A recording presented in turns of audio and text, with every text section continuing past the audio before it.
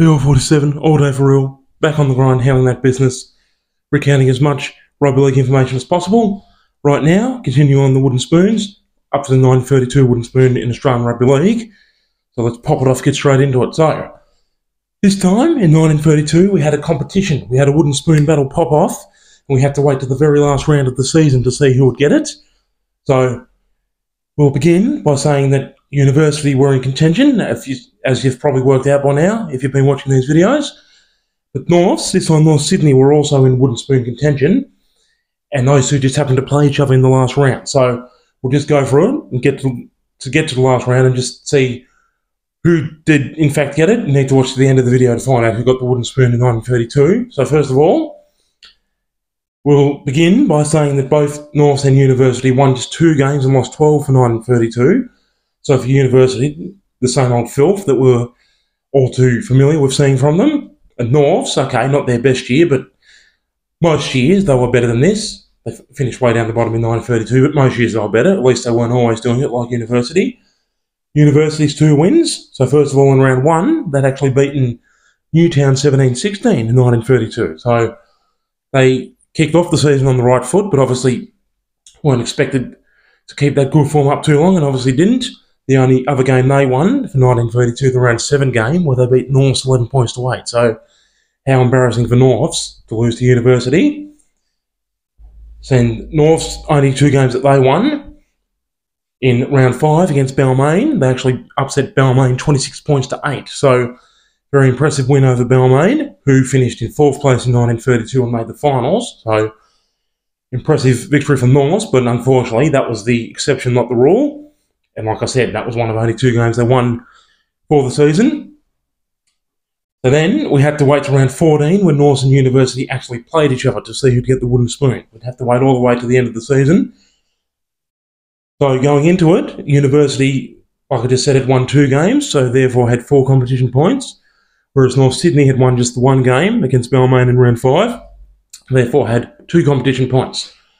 University had a better for and against the Norths at that point in time.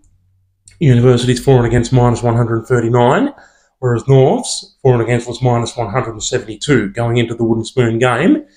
So what Norths had to do was win, and they had to make up those 33 for and against points too. And Norths got the win. Like I said, the only other game they won for the year, Norths got the win, but they only beat University 15 points to 13. So 2-point margin, nowhere near enough to erase all that for and against. And it was Norths who got the spoon in 1932, not University, incredibly.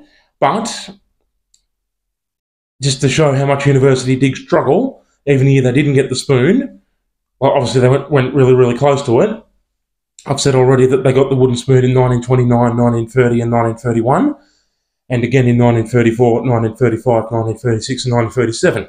So at that point, they got 7 wooden spoons in 9 years, only a smidgen, only 29 for and against points off getting 8 wooden spoons in 9 years.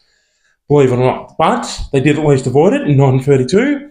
And in 1933, I think they finished, well, obviously it's coming up tomorrow, but I know that University did avoid the spoon in 1933 before they started getting it again in 1934. So a smidgen better from University. And for Norths, plummeting all the way down to the bottom of the table, but at least they weren't always doing it like University. And as I've already said, the moment in the sun for the 1932 wooden spoon is Norths, the big win over Balmain in round 5, 26 points to 8. And embarrassing, obviously, round 7, losing to University at North Sydney in front of their bitterly disappointed home fans, 11 points to 8. And they could have won because it was 8 points all. The Norths player, his name was Bill Leckie, and he'd got 4 goals for them during the game. And the University player, his name was Tom McKinney, and he'd also got 4 goals for them during the game. So obviously the scores were 8 all. Before, the University player, his name was Sid Mannix. He eventually got the match-winning try for them. Remembering tries used to be 3 points at the time to take the score from 8 all to 11-8. And that's the most embarrassing moment, obviously. Losing to University of all teams. If they just won that one, then when they ended up playing University again in round 14, they just would have needed to win, would have avoided the spoon, just by winning that one 15-13. But not to be. The top try scorer and the top point scorer for Norths, the top try scorer, his name was Noel Walpole. unusual name. That was his name, and he got 5 tries, so very disappointing when the top try scorer only gets 5 tries. And the player who got those goals against University in the round 7 loss, Bill Leckie, he was the top point scorer with 4 tries and 29 goals, which is 70 points, remembering tries were 3 points at the time. 70 points for North Sydney, 932. So there you go. That one needed a lot of explanation, but it's always exciting, even when the team's right down the bottom of the ladder, battling out the wooden spoon, so there's action all over the ladder, at the top and the middle, down the bottom. Thank you for watching right to the end. 1933 wooden spoons in Norro. Not University or North for once. Someone else, but then in 1934 University get it again. Before, if you just hang in a few more days, before we get to 1938 when University aren't in the competition anymore and don't have to keep going for their spoons. Deal 47.